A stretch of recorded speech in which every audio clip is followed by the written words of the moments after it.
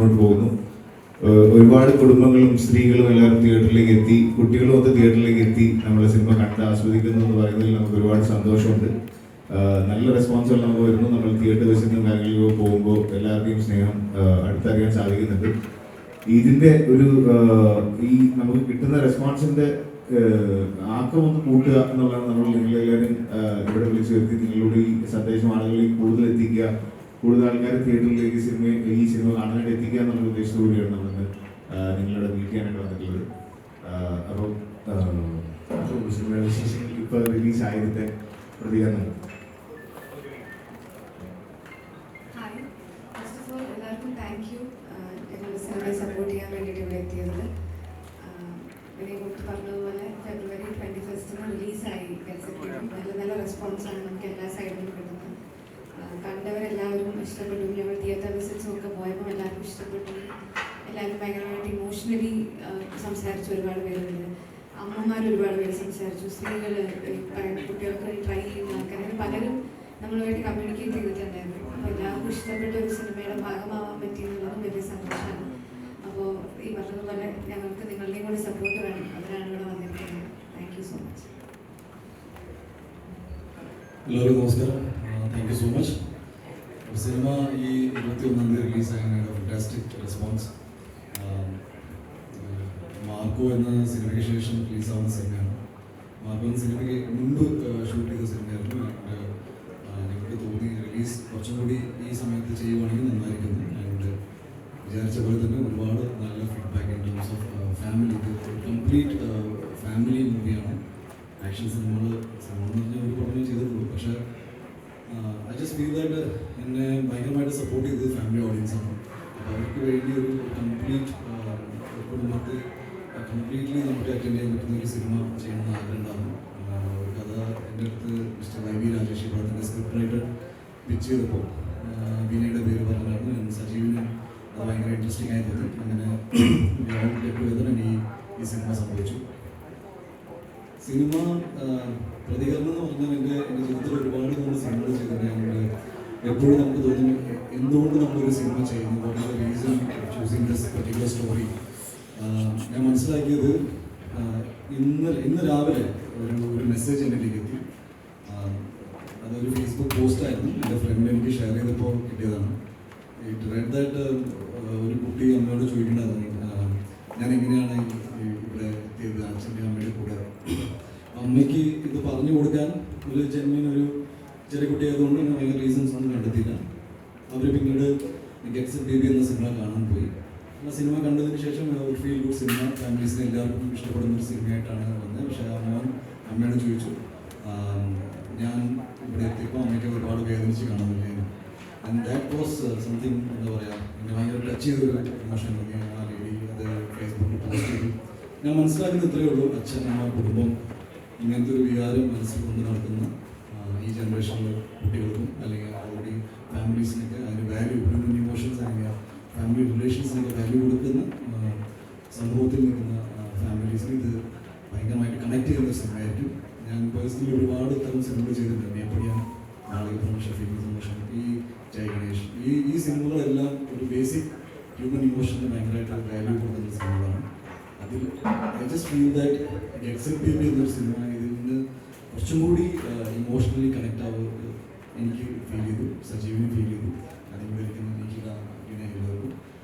ഇങ്ങനത്തെ ഒരു സിനിമ കൂടി ഒരു ആക്ഷൻ സിനിമ ചെയ്യുന്ന സമയത്ത് ഇത്തരം സിനിമകളുണ്ട്. ഈ ഒരു സിനിമയുടെ വലിപ്പം ബജറ്റിലല്ല, ഐഡിയയിലാണ്, കോൺസെപ്റ്റിലാണ് സിനിമ വലുതാവുന്നത്. ഐ ഫീൽ എൻ്റെ കരിയറിൽ തന്നെ ഏറ്റവും ഇൻറ്റൻസ് ആൻഡ് ഏറ്റവും വലിയ തോട്ട് പങ്കുവെച്ചിട്ടുണ്ട്. നിങ്ങളുടെ എല്ലാവരുടെ സപ്പോർട്ട് ഈ സിനിമ ഫാമിലി ഓഡിയൻസിലേക്ക് എത്തിക്കാൻ ഞാൻ റിക്വസ്റ്റ് ചെയ്യുന്നു. Thank you for coming. This the whole idea. ഫീഡ്ബാക്കും ഗംഭീരമാണ്. ഇനിയും സിനിമ പതിയെ പിക്കപ്പ് ചെയ്തിട്ട് നല്ല രീതിയിൽ മുന്നോട്ട് പോകും. അതുപോലെ നിങ്ങൾ കാണാത്തൊരു സിനിമ കാണണം. സോ ദാറ്റ് നിങ്ങളുടെ റെസ്പോൺസും പബ്ലിക്കിലേക്ക് എത്തിക്കാൻ സാധിക്കും. Thank you so much. നമസ്കാരം. ആദ്യമേ ഇവിടെ എത്തിയിട്ടുള്ള എല്ലാ നല്ല സുഹൃത്തുക്കൾക്കും എൻ്റെ സ്നേഹം ഞാൻ അറിയിക്കുന്നു. ഒരുപാട് നമ്മുടെ പ്രൊമോഷൻ ഞങ്ങളെപ്പോലെ അവിടെ ഇരുന്ന കോർഡിനേറ്റ് ഒരാളാണ്. ഇന്ന് ഇവിടെ ഇനി നമുക്ക് സന്തോഷം തോന്നുന്നുണ്ട്. അതിലുപരിയായിട്ട് ഗെറ്റ്സ് എ ബേബി എന്ന് പറഞ്ഞൊരു പടം പിന്നെ മുന്നിൻ്റെ കൂടെ ചേർന്ന് ചെയ്തതിലും വളരെയധികം സന്തോഷമാണ്. ഒരുപാട് ഫാമിലി സ്ത്രീകൾ നമുക്ക് ഒരുപാട് ഫീഡ്ബാക്കുകൾ പറയുന്നത് ഈ ചിത്രം അവർക്ക് വേണ്ടിയിട്ടുള്ളതാണ്. അപ്പോൾ പുള്ളി പറഞ്ഞതിൻ്റെ ആടിയത് പറയുകയാണ്, അച്ഛൻ, അമ്മ, കുടുംബം, ഈ വികാരം മനസ്സിൽ കൊണ്ട് നടക്കുന്നത് തീർച്ചയായിട്ടും സ്പർശിക്കുന്ന ഒരു നല്ലൊരു കുടുംബ ചിത്രമാണ് ഗെറ്റ്സ്. നിങ്ങളെല്ലാവരും തീർച്ചയായിട്ടും കൂടുതൽ കുടുംബങ്ങളിലോട്ട് ഈ ചിത്രം എത്തിക്കണം. മലയാള സിനിമയിൽ തീർച്ചയായിട്ടും കുടുംബ പ്രേക്ഷകർക്ക് ഇഷ്ടമുള്ള സിനിമകൾ വരണമെന്ന് അവർ ആഗ്രഹിക്കുന്നുണ്ട്. അവർക്ക് വേണ്ടിയിട്ട് നമ്മൾ ചെയ്തൊരു സിനിമയാണ് ഗെറ്റ്സ്. അവരിലോട്ട് എത്തിക്കാൻ വേണ്ടിയിട്ട് എല്ലാവരുടെയും സപ്പോർട്ട് നമ്മൾ ആഗ്രഹിക്കുന്നുണ്ട്. Thank you so much. So ഇനിയിപ്പം Q&A ആണ്. Q&A മുന്നേ ഞാൻ ഒന്നുകൂടെ റിമൈൻഡ് ചെയ്യുന്നു, let's keep the questions precisely to the movie. കുറേ കാര്യം ഡിസ്കസ് ചെയ്യണം, അത് may be in future will discuss. Keep the questions to the movie. നിങ്ങൾ ആരാ ചോദിക്കുന്നത് പറഞ്ഞാൽ ക്ലാസ് ചെയ്യാം.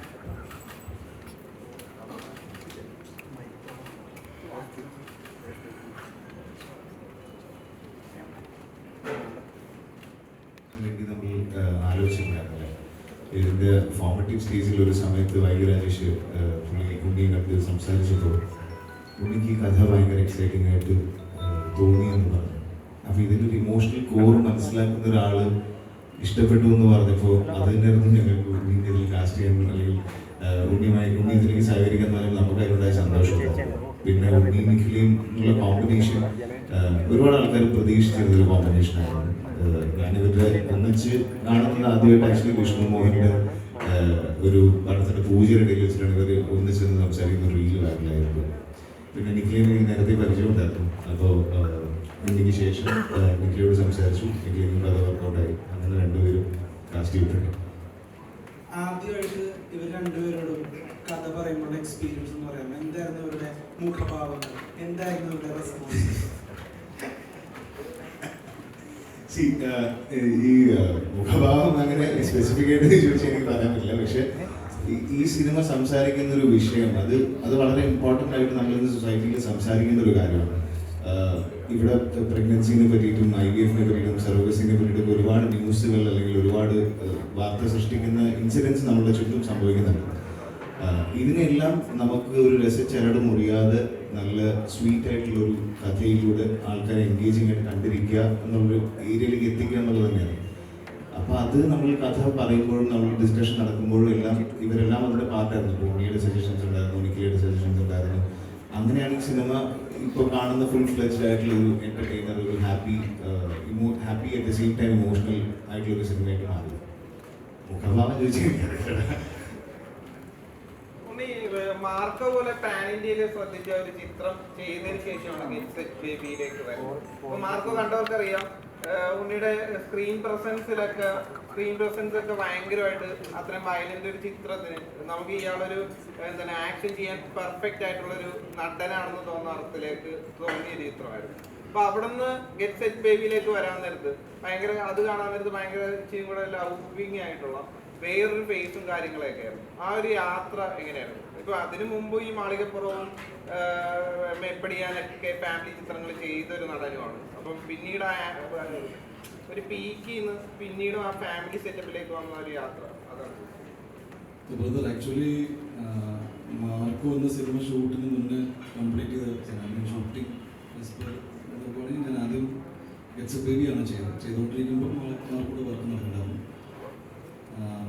മാർക്കോ പാൻ ഇന്ത്യൻ ഹിറ്റാക്കണം എന്ന് വിചാരിച്ചിട്ട സിനിമയല്ല, അതങ്ങനെ ആയി തീർന്നു. എനിക്ക് ഒരുപാട് സന്തോഷമുണ്ട്. എന്നെ സംബന്ധിച്ച് മാർക്കോ പോലത്തെ ഒരു സിനിമ ചെയ്യുമ്പോൾ ഞാൻ ഗെറ്റ്സ് ബേബി പോലത്തെ സിനിമ എന്ന് വെച്ചാൽ ഞാൻ ഒരുപാട് ഇഷ്ടപ്പെടുന്ന ഒരു സബ്ജക്റ്റാണ്. ഫാമിലി മൂവീസ് കഴിഞ്ഞ 5 വർഷമായിട്ട് റെഗുലറായിട്ട് ചെയ്യുന്നുണ്ട്. എനിക്ക് തോന്നി ഞാനിനി ഒരു ആക്ഷൻ സിനിമ ചെയ്താൽ അത് ചിലപ്പോൾ വിജയിക്കും, അല്ലെങ്കിൽ ആൾക്കാർക്ക് ഇഷ്ടപ്പെടും. ബട്ട് എന്നെ സംബന്ധിച്ച് മാർക്കോയെ പോലെ തന്നെ വളരെ important and close to my heart സബ്ജക്റ്റാണ്. മാർക്കോ വലിയൊരു ഹിറ്റാണ്, ഓൾ സെഡ് ആൻഡ് ഗുഡ്. പക്ഷേ ഒരു മൂവി എന്ന നിലയിൽ ഞാൻ കുറച്ചുകൂടി ഇമോഷണലി കണക്ട് ആവുന്നത് ഗെറ്റ്സ് ബേബി എന്ന സിനിമയുടെ കോർ എസൻസാണ്. ദാറ്റ് ഈസ് സജീവൻ പറഞ്ഞു, ഞാനും പറഞ്ഞു, വിനയും പറഞ്ഞിട്ട് ഞാൻ കുറച്ച് ഫാമിലി ഇമോഷൻസ് മനസ്സിൽ കൊണ്ട് നടക്കുന്ന ഒരാളാണ്. എനിക്ക് കണക്ട് ആവുന്ന കഥകൾ ഇപ്പോൾ വൈബി എൻ്റെ അടുത്ത് ഈ കഥ പറഞ്ഞപ്പോൾ ഈ പ്രായത്തിൽ ഏറ്റവും കൂടുതൽ ഞാൻ കേൾക്കുന്ന കാര്യങ്ങൾ കല്യാണത്തെക്കുറിച്ചും അതേപോലെ തന്നെ ഫാമിലി കാര്യങ്ങളെക്കുറിച്ച് കേൾക്കുമ്പോൾ നമുക്ക് പെട്ടെന്നത് ഓക്കെ ഇതിലൊരു സിനിമ ഉണ്ടല്ലോ. ഈ സിനിമ ബേസിക്കലി ഡിസ്കസ് ചെയ്യുന്നത് ആഫ്റ്റർ മാരേജ് ഒരു കപ്പിൾ ഫേസ് ചെയ്യുന്ന ഏറ്റവും ബുദ്ധിമുട്ടുള്ളൊരു സാഹചര്യം എന്താണെന്ന് വെച്ചാൽ കുട്ടികൾ വിശേഷം എന്താണെന്ന് ചോദിക്കുമ്പോൾ കുട്ടികളും ഫാമിലിയെ കുറിച്ചാണ്.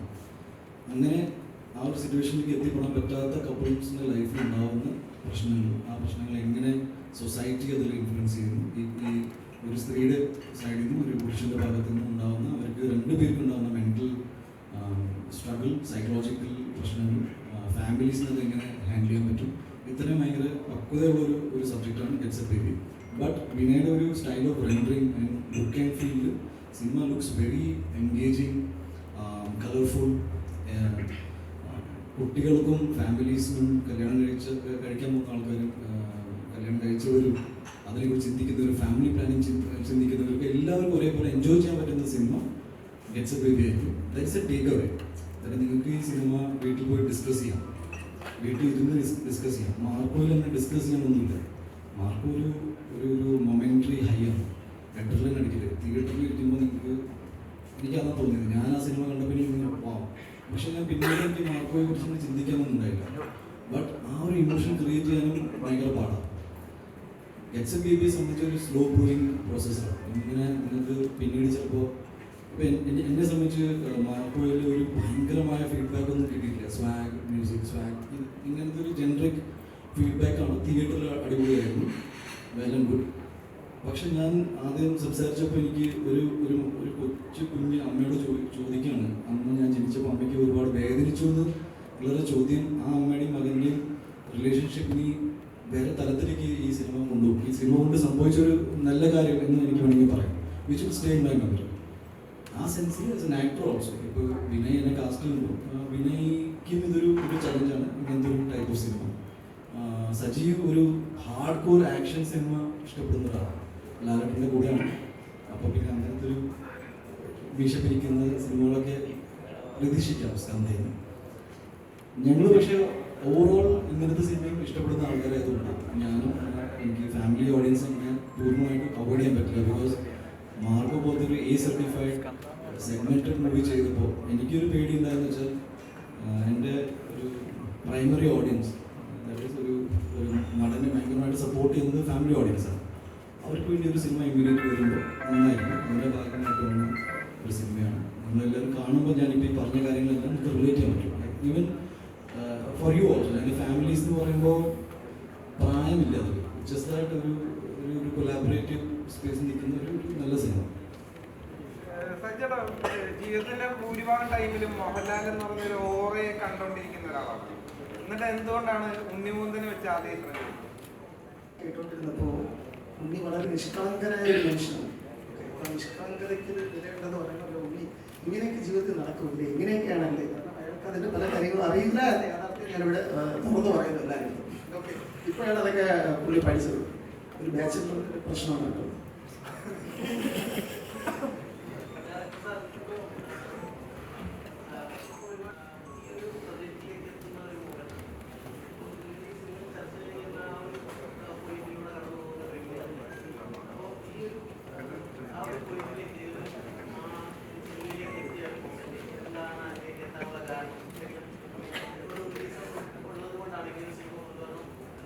നമ്മൾ കേൾക്കുമ്പോൾ ചില കഥകൾ നമുക്ക് പറയണമെന്ന് തോന്നുന്നതിൻ്റെ ഭാഗമായിട്ടാണ്. ഇപ്പോൾ ഞാൻ ഡിസ്കസ് ചെയ്യാൻ തുടങ്ങിയത് ഓൾമോസ്റ്റ് 2020 കൊറോണയുടെ ഒക്കെ പ്രീ സമയത്ത് ഈ കഥയുടെ പേര് ഡിസ്കഷൻ നടന്നിട്ടുണ്ട്. അതായത് ഫോർമേറ്റ് സമയത്ത് ഞാനും ഒരു അച്ഛനായി ട്രീറ്റ് ചെയ്യായിരുന്നു. ആക്ച്വലി എൻ്റെ മോളുമുണ്ടായത് ഈ കൊറോണ പീരീഡിലാണ്. അപ്പോൾ ഈ ഒരു പ്രഗ്നൻസിയിലൂടെ പോകുന്ന എനിക്ക് ഈ പറഞ്ഞ ട്രീറ്റ്മെൻറ്റ്സും കാര്യങ്ങളൊന്നും അല്ല, പക്ഷേ അറ്റ്ലീസ്റ്റ് ഈ എൻ്റയർ പ്രോസസ്സ് ഞാൻ നേരിട്ട് അനുഭവിച്ച വ്യക്തിയാണ്. അപ്പോൾ ഈവൻ എൻ്റെ കൊച്ചിൻ്റെ ബേർത്തിൻ്റെ സമയത്ത് പോലും ഞാൻ കൂടെ ഉണ്ടായിരുന്നു. അപ്പോൾ എനിക്ക് കണ്ടപ്പോൾ ഒരു സ്ത്രീ കടന്നു പോകുന്ന, അല്ലെങ്കിൽ ഒരുപാട് സ്ത്രീകൾ ഇൻവോൾവ് ആണ് പ്രഗ്നൻസി എന്നുള്ള ഒരു ഡെലിവറി സമയത്ത്. ഞാൻ അകത്ത് നിന്ന് കണ്ടപ്പോഴാണ് ഒരുപാട് നഴ്സുമാരും ഡോക്ടേഴ്സും എല്ലാവരും ഒരുപാട് സ്ത്രീകളുടെ ഒരു ഭയങ്കരമായ ഫോഴ്സ് ഒരു കുഞ്ഞ് ജനിക്കുന്നതിൽ നമ്മൾ കണ്ടു. അവരുടെയൊക്കെ കൂട്ടായ ഒരു പരിശ്രമം. അങ്ങനത്തെ ഒരു വിഷ്വൽ കണ്ടപ്പോൾ തന്നെ ഇത് നമ്മൾ എക്സിക്യൂട്ട് ചെയ്ത് കഴിഞ്ഞാൽ ഇത് ഒരുപാട് പേർക്ക് അറിയില്ല, ഒരുപാട് പേർക്ക് ഇത് കാണാനുള്ള അല്ലെങ്കിൽ ഇത് അനുഭവിക്കാനുള്ള ഭാഗ്യം കിട്ടാറില്ല. അപ്പം അത് അവരിലേക്ക് കൂടി എത്തിക്കുക ഇതിൻ്റെ ഒരു പോസിറ്റീവ് സൈഡാണ്. എപ്പോഴും ആൾക്കാർ ചോദിക്കാം എന്താ കുട്ടി ഉണ്ടായില്ല എന്നുള്ളത്. പക്ഷെ അതിൻ്റെ ഈ കുട്ടി ഉണ്ടാവുന്നത് അതിൻ്റെ കൂടെയുള്ള mental, physical, financial all struggles ഇതെല്ലാം നമ്മൾ എന്താണെന്നുള്ളത് എല്ലാവരിലേക്കും എത്തിക്കുക എന്നുള്ളൊരു പോയിന്റാണ്. അതുകൊണ്ട് ഇതിനൊരു സ്റ്റിഗ്മ അല്ലെങ്കിൽ ഒരു ടാബു, ഈ ഒരു ചോദ്യം കുറയുമെങ്കിൽ അല്ലെങ്കിൽ വ്യത്യാസപ്പെടുമെങ്കിൽ നല്ലതാണ്. പിന്നെ ആളുകൾക്ക് ഇത്രയൊക്കെ ഓപ്ഷൻസ് ഉണ്ട് കുട്ടികൾ ഉണ്ടാവാൻ നമ്മൾ അറിയുന്നത് നല്ലതാണ്. എല്ലാവർക്കും ഒരുപക്ഷെ IVF-ന്റെ സാധ്യതകളെ കുറിച്ച് അറിയുന്നവരില്ലായിരിക്കാം. സറോഗസിന്റെ സാധ്യതകളെ കുറിച്ച് റെഗുലേറ്റഡ് സറോഗസിയാണ് നമ്മുടെ ഇന്ത്യയിലുള്ളത്. അപ്പോൾ റെഗുലേറ്റഡ് സറോഗസിയുടെ സാധ്യതകളുണ്ട്, അഡോപ്ഷൻ്റെ സാധ്യതകളുണ്ട്. അപ്പോൾ ഇതൊക്കെയും ഒരു സമൂഹത്തിൽ ചർച്ചയാവാൻ പ്രാപ്തമായ വിഷയമാണെന്ന് തോന്നിയതിൻ്റെ പുറത്താണ് ഇത് നമ്മൾ ചെയ്യാം എന്ന് ഉദ്ദേശിച്ചത് ചെയ്തത്.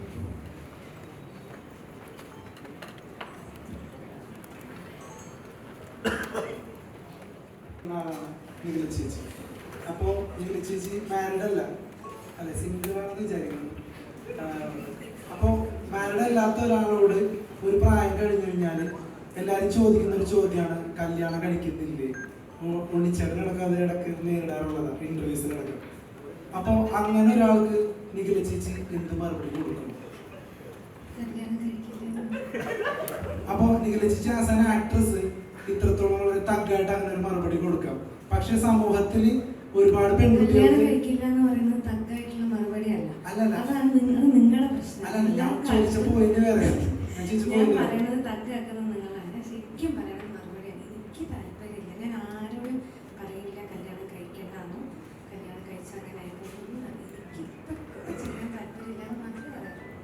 അപ്പോൾ എൻ്റെ ഒരു ചോദ്യം എന്താണെന്ന് വെച്ച് കഴിഞ്ഞാൽ, ഇപ്പോൾ അങ്ങനെ ഒരുപാട് പേര് ട്രോമ അനുഭവിക്കുന്നുണ്ടാവും ഇങ്ങനെയുള്ള ചോദ്യങ്ങളിൽ ഒരുപാട് ആൾക്കാർ. അപ്പം അങ്ങനെയുള്ള ആൾക്കാർക്ക് ഒരുപാട് റിലേറ്റ് ചെയ്യാൻ പറ്റുന്ന ഒരു സിനിമയായിരിക്കും ഗെറ്റ് സെറ്റ് ബേബി.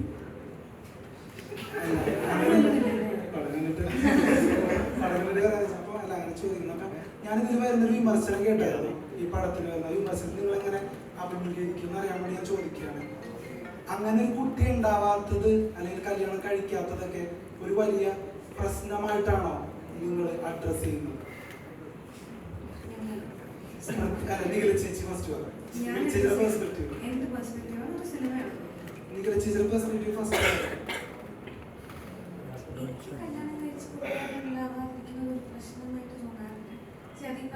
അവരുടെ ചോയ്സ് ആണ്. അവർക്ക് കുട്ടികൾ വേണം, ഏത് സമയത്ത് കുട്ടികൾ വേണം, അല്ലെങ്കിൽ ഞാൻ പ്രിപ്പയർഡ് ആണോ ഒരു അമ്മയാവാൻ, ഞാൻ പ്രിപ്പയർഡ് ആണോ ഒരു അച്ഛനാവാൻ എന്നുള്ളതൊക്കെ ഇതിൽ മാറ്ററാണ്. എനിക്ക് ഈ സോഷ്യൽ പ്രഷറിൻ്റെ പേരിൽ കുട്ടികൾ ഉണ്ടാക്കുക എന്ന് പറയുന്ന ഒരു പ്രോസസ്സിനോട് എനിക്ക് താല്പര്യമില്ല. ബാക്കിയുള്ളത് അവരുടെ ചോയ്സാണ്.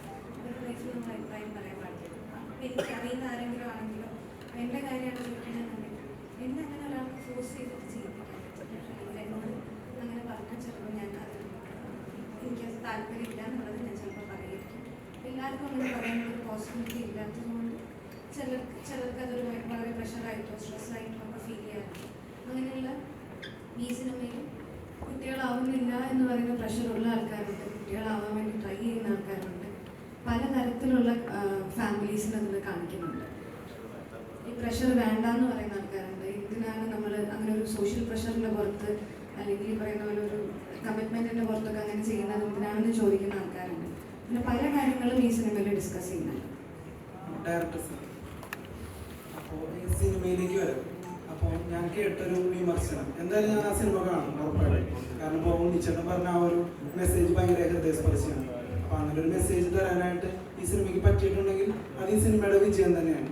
അപ്പോൾ ഈ സിനിമയ്ക്ക് ഒരു പ്രമുഖ റിവ്യൂവർ എന്ന് വിളിക്കപ്പെടുന്ന ഒരാൾ കൊടുത്തൊരു വിമർശനം കുട്ടികൾ ഉണ്ടാവാതിരിക്കുക എന്നതൊക്കെ ഒരു വലിയ പ്രശ്നമായിട്ട് അഡ്രസ്സ് ചെയ്തോ എന്ന് തോന്നി എന്നുള്ളതാണ്. അപ്പോൾ ആ ഒരു വിമർശനത്തിന് എന്താണ് മറുപടി? വിമർശനത്തിന് നമ്മൾ മറുപടി കൊടുത്തോളന്നില്ല. ഒരാൾ അയാളുടെ പെർസ്പെക്റ്റീവ് പറഞ്ഞു. നമ്മൾ പറഞ്ഞല്ലോ, ഇത് ഞങ്ങളുടെ കുട്ടികൾ ഉണ്ടാക്കുക അല്ലെങ്കിൽ കുട്ടി ഉണ്ടാവുക എന്നുള്ളതല്ല ഈ സിനിമയുടെ മെയിൻ. അതൊരു സെറ്റിംഗ് ആണ്. IVF സ്പെഷ്യലിസ്റ്റ് ആയിട്ടുള്ള ഒരു ഡോക്ടറുടെ ക്യാരക്ടർ പ്ലേ ചെയ്യുമ്പോൾ അതുമായിട്ട് ബന്ധപ്പെട്ട് പ്രഗ്നൻസി, ഡെലിവറി, കുട്ടികളുണ്ടാവൽ, അതിൻ്റെ സൊസൈറ്റൽ പ്രഷർ, ഇതിനെ പറ്റിയൊക്കെ നമ്മൾ സംസാരിക്കും. പക്ഷെ നമ്മളിതിൽ പറയുന്ന കഥ ഈ പറഞ്ഞ നേരത്തെ ഇവർ തുടങ്ങി വെച്ചുകൊണ്ട് അച്ഛൻ, അമ്മ, കുടുംബം, ഭാര്യ, ഈ റിലേഷൻഷിപ്സ്, ഇതിൻ്റെ ഇമ്പോർട്ടൻസ്, ഇവർ തമ്മിലുള്ള റിലേഷൻഷിപ്പിൻ്റെ ഇമ്പോർട്ടൻസും ഇമോഷൻസുമാണ് നമ്മൾ ഈ സിനിമയോട് പറയുന്നത്. ഇപ്പോൾ ഒരു മകൻ അമ്മയോടുള്ള സ്നേഹം അല്ലെങ്കിൽ ഒരു ഭർത്താവിന് ഭാര്യയോടുള്ള സ്നേഹം, ഇതെല്ലാം പ്രതിപാദിച്ചു പോകുന്നൊരു സിനിമയാണ്. ഇതിൽ നമ്മൾ കുട്ടി ഉണ്ടാക്കുന്നൊന്നും അല്ലെങ്കിൽ അങ്ങനത്തെ ഒരു മെസ്സേജ് നമ്മൾ കൊടുക്കാൻ ഉദ്ദേശിച്ചില്ല. കുട്ടി ഉണ്ടാവാതിരിക്കണം മെസ്സേജ് കൊടുക്കാൻ ഉദ്ദേശിച്ചില്ല. ഈ സിനിമയിൽ നമ്മൾ പറയുന്ന ഈ കുടുംബ ബന്ധങ്ങളുടെ കഥ പറയുമ്പോൾ അതിൽ വന്നു പോകുന്ന സൊസൈറ്റൽ ആയിട്ടുള്ള പല കാര്യങ്ങളും, ഈ സൊസൈറ്റൽ പ്രഷർ, ഇപ്പോൾ നിങ്ങൾ പറഞ്ഞ പോലുള്ള സൊസൈറ്റൽ പ്രഷറിനെ പറ്റി സംസാരിക്കുന്നുണ്ട്. അത് ഒരു ഡോക്ടറുടെ പെർസ്പെക്റ്റീവിലാണ് നമ്മൾ പറയുന്നത്. അദ്ദേഹത്തിൻ്റെ അടുത്തേക്ക് വരുന്ന രോഗികൾക്ക് പല പല കാര്യങ്ങൾ പറയാനുണ്ട്, പല രോഗികൾക്ക് പല കാര്യങ്ങൾ പറയാനുണ്ട്, പല ആവശ്യങ്ങളായിട്ട് വരുന്ന ആൾക്കാരുണ്ടാവും. ഇവരെല്ലാം നമ്മൾ ഡെപിക്റ്റ് ചെയ്തിട്ടുണ്ട്. ഈ സൊസൈറ്റിയിൽ നമ്മൾ കാണുന്ന എല്ലാ വിഭാഗം ആളുകളെയും നമ്മൾ അഡ്രസ് ചെയ്യാൻ പരിശ്രമിച്ചിട്ടുണ്ട്. അത് വളരെ ലളിതമായിട്ട് ഇതിൻ്റെ പ്രോസസ്സ് നേരത്തെ പറഞ്ഞാൽ നമുക്ക് എക്സ്പ്ലെയിൻ ചെയ്ത് കൊടുക്കാൻ ബുദ്ധിമുട്ടുള്ള പ്രോസസ്സുകളാണ് പലതും. ഈ പറഞ്ഞ കുട്ടി ഉണ്ടാകുന്നത് എങ്ങനെ, ഇതൊക്കെ ഒരു സംസാര വിഷയമാകണം. വളരെ ചെറുപ്പം മുതൽ തന്നെ കുട്ടികളിലും ഈ ഒരു ടോക്ക് ഉണ്ടാവണം. അപ്പോൾ നമ്മുടെ നാട്ടിൽ സെക്സ് എഡ്യൂക്കേഷനുള്ള പോസിബിലിറ്റീസ് വളരെ കുറവാണ്, പരിമിതമാണ്. ഇപ്പോൾ ഒരുപാട് ലിബറലായി വരുന്നുണ്ടെങ്കിൽ പോലും. അപ്പോൾ ഇങ്ങനത്തെ കോൺവെർസേഷൻസ് ഒക്കെ ഇനീഷ്യേറ്റ് ചെയ്യുക എന്നുള്ള ഉദ്ദേശം കൂടി ഈ സിനിമയ്ക്കുണ്ട്. അത് നമ്മൾക്ക് അതിൻ്റെ റിവ്യൂസ് കിട്ടുമ്പോൾ അല്ലെങ്കിൽ റെസ്പോൺസ് കിട്ടുമ്പോഴാണ് ഇതുപോലുള്ള സംസാരങ്ങൾ കുടുംബങ്ങൾക്ക് അകത്തുണ്ടാവുന്നത്. ഇപ്പോൾ ഒരു മകൻ അമ്മയ്ക്ക് ഈ സിനിമ ഇഷ്ടപ്പെടുന്നെന്ന് അറിഞ്ഞിട്ട് ആ അമ്മേനെ കൊണ്ടുപോകുമ്പോഴാണ് നമുക്ക് നമ്മളുടെ സക്സസ് എന്ന് പറയുന്നത്. ഞങ്ങൾ ഫേസ്ബുക്കിൽ ഒരു വീഡിയോ വന്നതാണ്, എൻ്റെ അമ്മയ്ക്ക് ഈ പടം കാണണമെന്ന് പറഞ്ഞിട്ട് ഞാൻ കൊണ്ടുപോകാൻ ഒരു മകൻ കൊണ്ടുപോയി. അതൊക്കെയായിരുന്നു ഞങ്ങളെ സംബന്ധിച്ച് ഇതൊരു വിജയം പറഞ്ഞു. അല്ലാണ്ട് കുട്ടികൾ ഉണ്ടാക്കുന്നതിനെ പറ്റിയോ അല്ലെങ്കിൽ അങ്ങനെ ഒരു സിനിമയല്ല ഇത്. ബന്ധങ്ങളുടെ കഥ പറയുന്നത്, റിലേഷൻഷിപ്സിനെ പറ്റി പറയുന്ന സിനിമ.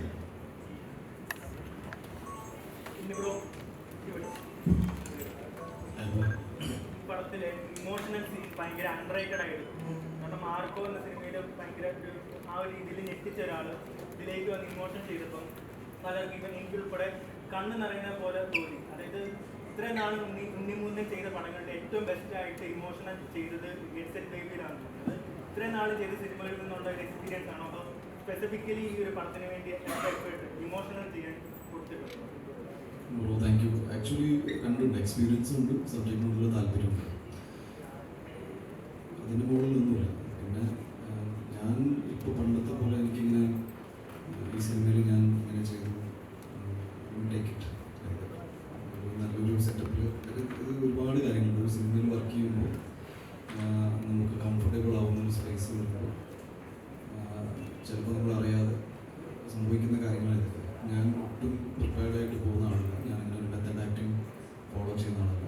എൻ്റെ കംഫർട്ടിൽ എനിക്ക് എന്നെ വിട്ട് കഴിഞ്ഞാൽ ഐ തിങ്ക് ഈ പറഞ്ഞ പോലെ നിങ്ങൾക്ക് തോന്നുന്ന ഇറ്റ് ഈസ് ഗുഡ് ബാഡ് അല്ലെങ്കിൽ സ്പേസിലേക്ക് പോകും. എന്നെ സംബന്ധിച്ച് കഥയാണ് ഇമ്പോർട്ടൻറ്റ്, സിനിമയാണ് ഇമ്പോർട്ടൻറ്റ്. അതിൽ സിനിമയിൽ ഞാൻ മാത്രം നന്നായി അല്ലെങ്കിൽ നിഖില മാത്രം നന്നായി എന്ന് കേൾക്കുന്നതിലും നമുക്ക് താല്പര്യമില്ല. സിനിമ ഇൻ ടോട്ടാലിറ്റി ഒരു കഥയാണ്. ആ കഥ കമ്മ്യൂണിക്കേറ്റ് ആവുന്നുണ്ട്. ആ കഥയിൽ മെയിനായിട്ടൊന്നും പറയാൻ ഉദ്ദേശിക്കുന്ന വിനയ പറഞ്ഞ ഒരുപാട് കാര്യങ്ങൾ നമ്മൾ ഈ സിനിമയിലൂടെ ഒട്ടും പ്രീച്ച് ചെയ്യാവാതെ ഇങ്ങനെ ചെയ്യുമോ അങ്ങനെ ചെയ്യുന്നതല്ല, ഒരു സെറ്റപ്പാണ്. ഈ അർജുൻ ബാലകൃഷ്ണൻ എന്ന് പറഞ്ഞ ഗായനായകൻ്റെ ജീവിതത്തിൽ സംഭവിക്കുന്ന ഒരുപാട് കാര്യങ്ങൾ, അതുപോലെ 5 കുടുംബങ്ങൾ ഇതിൽ കാണിക്കുന്നുണ്ട്. ഈ സിറ്റുവേഷനിൽ ഇവരെങ്ങനെ ബിഹേവ് ചെയ്യുന്നു, എങ്ങനെയൊക്കെ ഇവർക്ക് ബിഹേവ് ചെയ്യാൻ പറ്റുമായിരിക്കും, അങ്ങനത്തെ പോസിബിലിറ്റീസാണ്. ഹൈപ്പോത്തറ്റിക്കലി നിങ്ങൾ കുട്ടികൾ ഉണ്ടായില്ലെങ്കിൽ ശരിയല്ല എന്നൊന്നും നമുക്ക് പലതും കാട് കയറി പലതും ചിന്തിക്കാം. നമ്മളിപ്പോൾ സംസാരിക്കുന്ന ഈ ഗായനാക്കി അവിടെ ജോലി തന്നെ കുട്ടികൾ ഉണ്ടാവാൻ വേണ്ടി ആൾക്കാർ വളരെ പോസിറ്റീവ്ലി ഇൻസ്പയർ ചെയ്യുക, അതുപോലെ തന്നെ സയൻറ്റിഫിക്കലി അവരെ സപ്പോർട്ട് ചെയ്യുക എന്നൊക്കെയാണ്. അപ്പോൾ കഥ അതിനെ ചുറ്റി തന്നെ സഞ്ചരിക്കുക. ഇതിന് നമുക്ക് ഒരു കോണ്ടന്റ് ക്രിയേഷൻ്റെ ഭാഗമായിട്ട് നമുക്ക് എന്ത് വേണമെങ്കിലും പറയാം. That is fine motivation. എന്നെ സംബന്ധിച്ച് ഒരു സിനിമയിൽ മാക്സിമം നന്നായിട്ട് പെർഫോം ചെയ്താൽ ആസ് എൻ ആക്ടർ എനിക്ക് നിലനിൽക്കാൻ സാധിക്കുന്നു ഞാൻ വിശ്വസിക്കുന്നത്. അപ്പോൾ ഇത്തരം സിനിമകൾ പോസിബിലിറ്റീസ് കുറച്ച് കൂടുതലാണ്. മാർക്കോ എന്ന സിനിമയിൽ എൻ്റെ എന്താ പറയുക, മാർക്കോ ഒരു അഡ്രിനലിൻ സ്പേസാണ്. എന്നാൽ അതിൽ അഭിനയമില്ല എന്നൊന്നും പറയാൻ പറ്റില്ല. രണ്ടിലും രണ്ട് രീതിയിൽ തന്നെ I really enjoy working. Because ഞാൻ കഥകൾ സെലക്ട് ചെയ്യുന്നത് എൻ്റെ കംഫർട്ടിനനുസരിച്ചിട്ടാണ്. എൻ്റെ കംഫർട്ട് ഇന്ന ജോണറിലാണെന്ന് ഞാൻ വിശ്വസിക്കുന്നില്ല. എനിക്കൊരു അടിപൊളി കോമഡി പടം ചെയ്യാൻ ഭയങ്കര ആഗ്രഹമുണ്ട്. കഥകൾ എത്തിയിട്ടില്ല. അതുപോലെ തന്നെ ഒരുപാട് സബ്ജക്റ്റുകളുണ്ട് കാര്യം ഐ വോണ്ട് ടു പാർട്ടിസിപ്പേറ്റ്. അതെല്ലാം സംഭവിക്കട്ടെ. ഓരോ സിനിമ വിജയിക്കുമ്പോൾ നമുക്ക് പുതിയ പുതിയ കഥകളിലേക്ക് എത്താം. Thank you.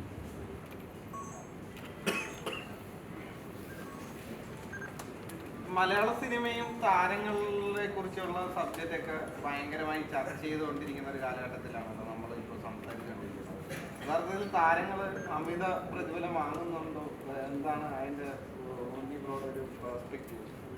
ഞാൻ വിചാരിച്ചത് ഞാൻ അത്ര മേടിക്കുന്നില്ല. എൻ്റെ ആഗ്രഹങ്ങൾ ഒരുപാട്. എൻ്റെ അവസ്ഥ അല്ല, ബേസിക്കലി ഇപ്പം ആ അതോടനുബന്ധിച്ച് ഇപ്പം ഒരു പ്രൊഡ്യൂസർ, ഇപ്പോൾ നമുക്കറിയാം മാർക്കോ പോലത്തെ ഒരു ചിത്രം മലയാളത്തിന് സമ്മാനിച്ച ഒരു പ്രൊഡ്യൂസറും കൂടെയാണ്.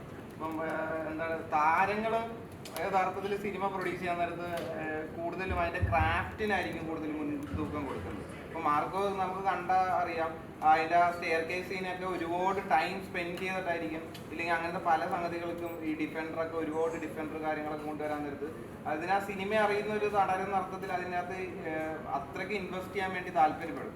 മീൻസ് അതിൻ്റെ ഒരു ഔട്ട്ലുക്ക് ഏറ്റവും മനോഹരമാകണമെന്ന് മാത്രമായിരിക്കും ആ നടൻ ആഗ്രഹിക്കുന്നത്. അപ്പോൾ പിന്നീട് അപ്പോൾ ഈ ചർച്ചകളിൽ പറയുന്നത് താരങ്ങൾ സിനിമ നിർമ്മിക്കുന്നത് പോലും അതിനെക്കുറിച്ച് പോലും ചർച്ച വരുന്നുണ്ട്. അപ്പോൾ അങ്ങനത്തെ സംഗതിയൊക്കെ ഒരു പ്രൊഡ്യൂസർ എന്ന അർത്ഥത്തിലും കൂടെ എങ്ങനെയാണ് നോക്കിക്കണ്ടത്?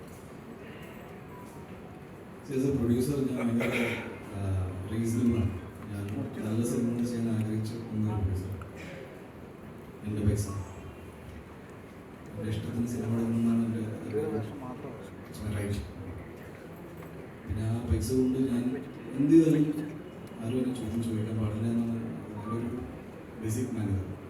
പിന്നെ പ്രൊഡ്യൂസ് ചെയ്ത സിനിമകളൊക്കെ നല്ലതാണെന്നാണ് എൻ്റെ വിശ്വാസം.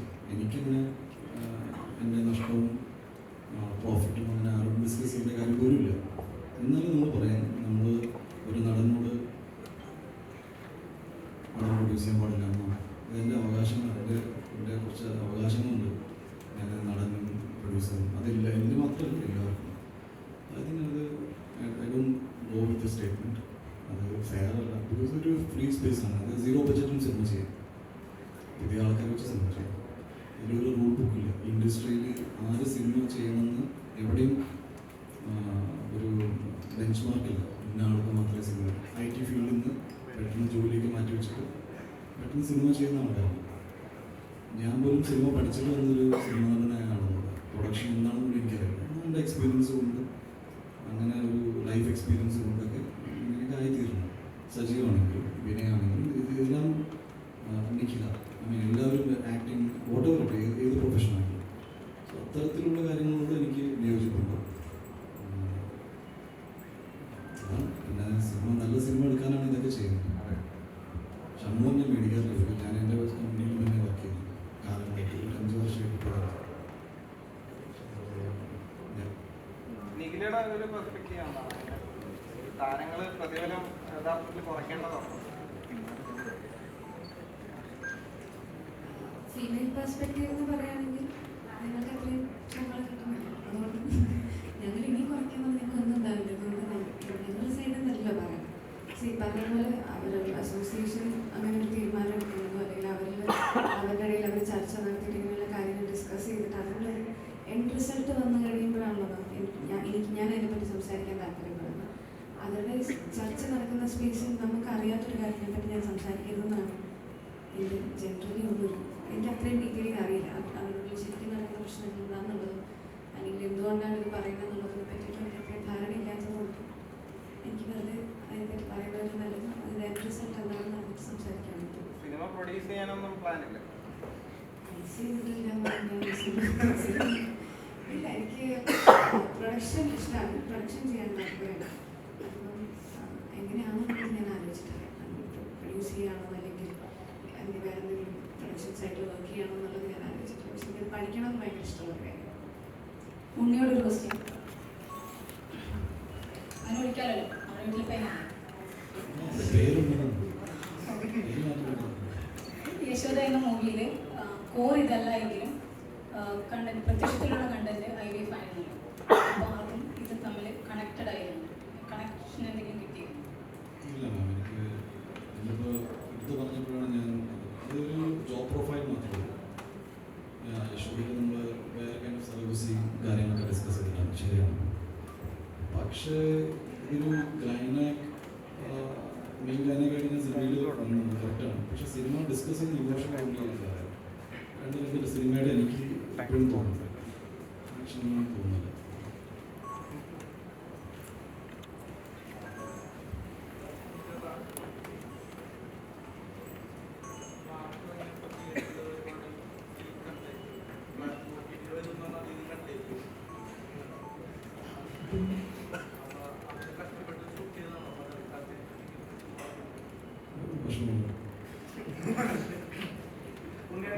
നമ്മൾ കുറച്ചും കൂടെ ഫോക്കസ്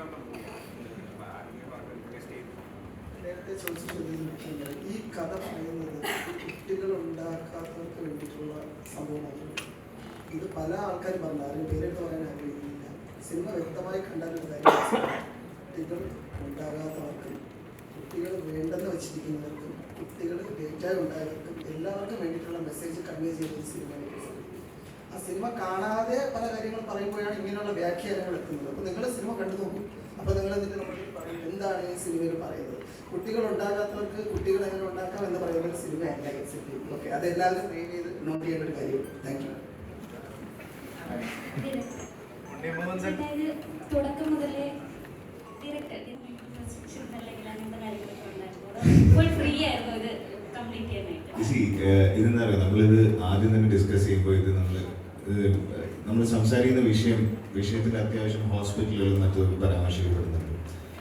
അപ്പോൾ അത് ഭയങ്കര ഒരു ഡാർക്ക് സ്പേസ് ആണ്. നമുക്ക് ഒരിക്കലും ഒരു ആശുപത്രിയിൽ പോയി നിൽക്കുമ്പോൾ നമുക്ക് ഒരിക്കലും ഭയങ്കര ഹാപ്പി ഫീലിംഗ് ഒന്നും ഇല്ല. നമ്മൾ ഓൺലി കൂട്ടിച്ചിരിക്കുമ്പോൾ മാത്രമേ ഉള്ളൂ. അപ്പോൾ യൂഷ്വലി ഒരു ഹോസ്പിറ്റലിൻ്റെ കഥ പറയുമ്പോൾ അത് ഈ ഇമോഷൻസ് ഒക്കെ പറയുമ്പോൾ അതിനെ ബാലൻസ് ചെയ്യുക എന്നുള്ളതായിരുന്നു ഈ ഒരു കളർ പാലറ്റിൻ്റെ ഉദ്ദേശം. ആൻഡ് അതുകൊണ്ട് ഇനീഷ്യൽ സ്റ്റേജ് മുതൽ തന്നെ സജീവമായിട്ടും ബാക്കി പ്രൊഡക്ഷനിലുള്ള കിങ്സ്മെനിലുള്ള ആളുകളുമായിട്ടും എല്ലാവരുമായിട്ടും നമ്മൾ വ്യക്തമായ ധാരണയോടുകൂടി തന്നെയാണ് മുന്നോട്ട് പോയത്. എന്നെ എല്ലാ കാര്യത്തിലും പൂർണ്ണമായും സപ്പോർട്ട് ചെയ്ത പ്രൊഡ്യൂസേഴ്സാണ്. ഇത് ഞാൻ എന്തെങ്കിലും ചെയ്തോന്നുള്ളത് സജീവനോടാണ് ചോദിക്കുന്നത്. സജീവ് പുതിയൊരു പ്രൊഡ്യൂസറാണ്. ഇങ്ങനത്തെ ഒരു സാഹചര്യത്തിൽ പടം പ്രൊഡ്യൂസ് ചെയ്ത് എന്തായിരുന്നാലും മുടക്കിയ പൈസക്കുള്ള കളർ നിങ്ങൾ കണ്ടു എന്ന് പറഞ്ഞതിൽ സന്തോഷം. കാരണം ഈ പടം എന്താ പറയുക, ഒരു ഫാമിലി പടത്തിന് ഈ ഇടയ്ക്ക് ഒരിക്കലും ഇത്ര കളർഫുൾ ആയിട്ട് മലയാള സിനിമയിൽ ഒരു ഫാമിലി പടം ആരും പറഞ്ഞിട്ടുണ്ട്. അത് നിങ്ങൾ കണ്ടാൽ മനസ്സിലായി. ഇതിലെ പാട്ടുകളാണെങ്കിലും ഒരുപാട് ചോദ്യങ്ങൾ, ഇതിൻ്റെ ബാക്ക്ഗ്രൗണ്ട് സ്കോർ ആണെങ്കിലും നമുക്ക് ഒരുപാട് സാംസ്കാരിക അപ്രീസിയേഷൻ കിട്ടുകയാണ്. ഇതിൻ്റെ ഇന്ത്യയുടെ കരിയർ ബെസ്റ്റ് പെർഫോമൻസ് ആണ് ഇതിനകത്ത്. ഇന്ത്യയെ സംബന്ധിച്ചിടത്തോളം ഇന്ത്യയുടെ ഏറ്റവും ബെസ്റ്റ് പെർഫോമൻസ് ആണ്. അപ്പോൾ ഇതൊക്കെ എന്താ പറയുക, ഇങ്ങനെയുള്ള പടങ്ങൾ ചർച്ചയായിരുന്നാലേ ഈ കുടുംബ പ്രേക്ഷകർക്ക് വേണ്ടിയിട്ടുള്ള ഒരുപാട് സിനിമകൾ മലയാളത്തിലുണ്ടാവും. ഒരു പ്രത്യേക സബ്ജക്റ്റിൽ മാത്രം ക്ലോസ് ചെയ്തിട്ട് ആരും ഇവിടെ അതേ എനിക്ക് പറയാനുള്ളൂ. അത് ഒരു പുതിയ പ്രൊഡ്യൂസർ എന്ന രീതിയിൽ പറയണം. മലയാള സിനിമയിൽ ഇപ്പം ഇത്രയും കാര്യങ്ങൾ പറയാമല്ലോ. സിനിമ കൂടുതൽ ജനങ്ങളിലോട്ട് എത്തിയാൽ മാത്രമേ നിങ്ങൾക്കും ഇവിടെ സ്പേസ് ഉണ്ടാവുള്ളൂ. ഞാൻ ഇനി അടുത്ത സിനിമയുടെ സമയത്ത് നിങ്ങളുടെ അവിടെ വന്ന് സംസാരിക്കേണ്ട ഒരു മാസത്തിലാണ്. അപ്പം നിങ്ങൾ അതിനുള്ള എല്ലാ സിനിമയ്ക്കും ഒരുക്കി കൊടുക്കുക.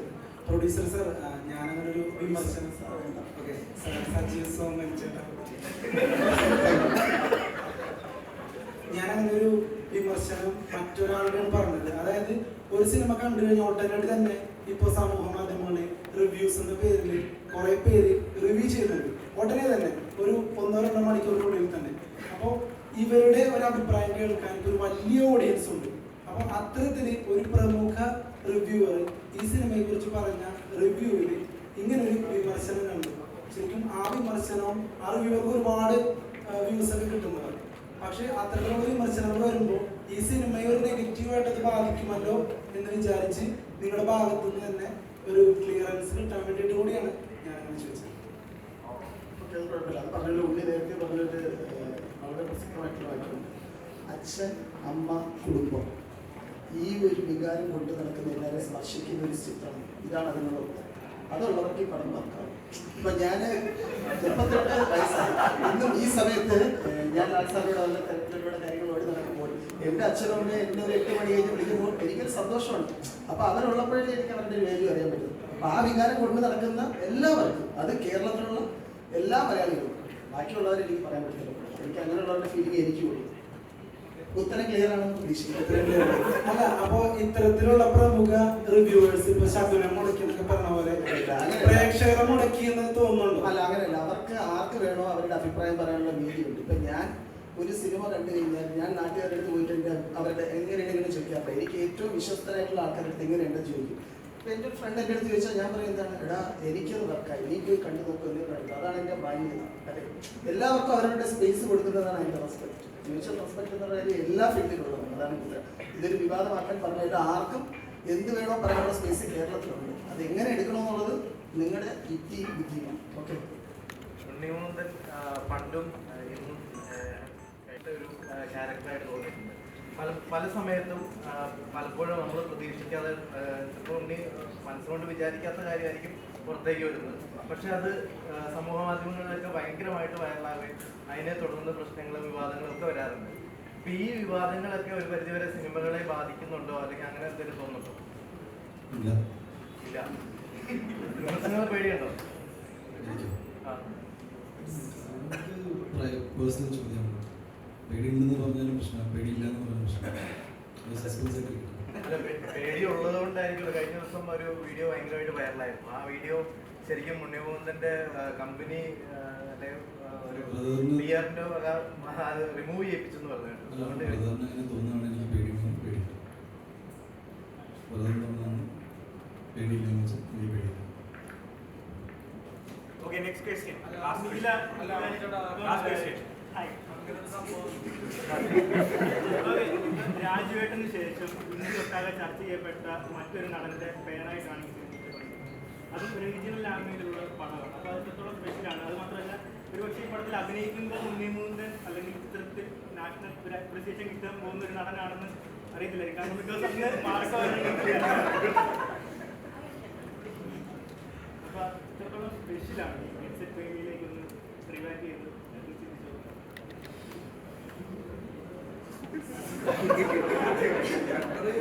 ഹെഡ്സെറ്റ് ബേബി ഞാൻ പറഞ്ഞ പോലെ എനിക്ക് സ്പെഷ്യലാണ്. ബിക്കോസ് വിനയ ഗോവിന്ദനോട് തൊട്ട് മുന്നേ ഒരു പടം ചെയ്യാനിരുന്നതാണ്. അപ്പോൾ ആ സിനിമ കഴിഞ്ഞിട്ടാണ് ഈ സിനിമ ആ സിനിമ ചെയ്യാൻ പറ്റിയില്ല. അത് കഴിഞ്ഞാണ് ഈ സിനിമ ചെയ്യുന്നത്. ഉണ്ണിയുടെ കൂടെയും ഈ പറയുന്നത് പോലെ ഒരുപാട് സിനിമകൾക്കുള്ള ഓഫേഴ്സ് വരുന്നുണ്ടായിരുന്നു. നമുക്കിപ്പം ചിലത് ചെയ്യാൻ പറ്റാറില്ല, ചിലത് ഡേറ്റ്സ് എന്തെങ്കിലും പ്രശ്നമായിരിക്കും, ചിലത് എന്തെങ്കിലുമൊക്കെ സാഹചര്യം കാരണം അത് മാറിപ്പോകും. ഫസ്റ്റ് ടൈം ആണ് അങ്ങനെ ഒരു സിനിമ വന്ന് എല്ലാം കറക്റ്റായിട്ട് വന്നത്. സോ അങ്ങനെ ചെയ്തപ്പോൾ സന്തോഷമുള്ള കാര്യമാണ്. കാരണം അന്ന് അറിയില്ലായിരുന്നു. ഞങ്ങൾ സിനിമ ചെയ്യുന്ന സമയത്ത് മാർക്കോ അത് കഴിഞ്ഞ് അത് കഴിഞ്ഞാണ് ഷൂട്ട് ചെയ്തത്. അപ്പോൾ അതിന് വേണ്ടി പ്രിപ്പയർ ചെയ്യുന്നതും കാര്യങ്ങളും ഒക്കെ ഞങ്ങൾ കണ്ടിട്ടുണ്ട്. അപ്പോഴും ഉണ്ണി വളരെ മാർക്കോ എന്ന് പറഞ്ഞ സിനിമയിൽ വളരെ എക്സൈറ്റഡ് ആണെന്ന് നമുക്കറിയാം. അതിൻ്റെ ഒരു റിസൾട്ട് ഉണ്ടായി കണ്ടു. ആ റിസൾട്ട് ഈ സിനിമയ്ക്ക് ഉണ്ടാവുമെന്ന് പറയുന്നത് സന്തോഷം.